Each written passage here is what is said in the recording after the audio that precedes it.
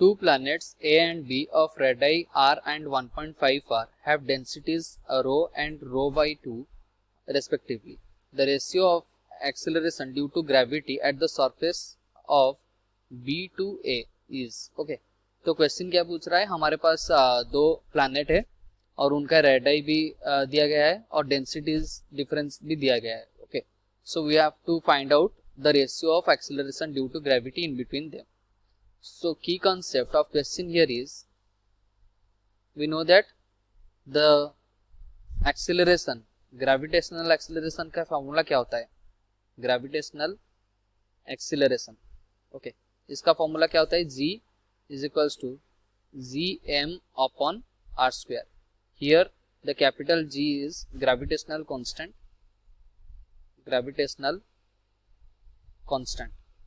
and m is the mass and r is the radius of the planet. Okay, तो इधर अगर हम देखेंगे, हम g को क्या लिख पाएंगे in terms of density. Okay, g into mass के बदले हम क्या लिखेंगे, mass equals to density equals to mass, density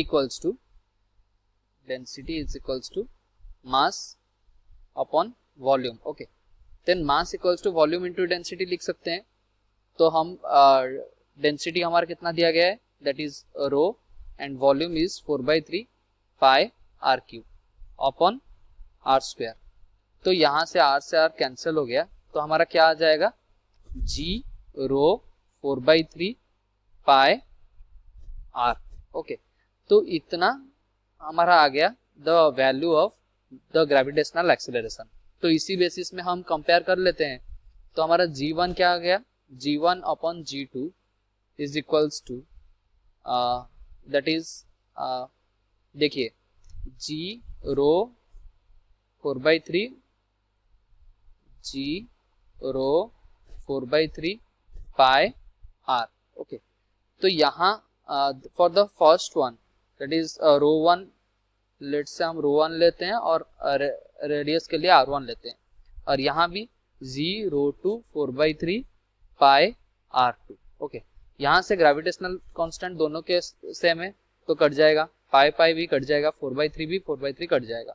तो हमारा क्या आ जाएगा, रो 1 r1 अपॉन रो 2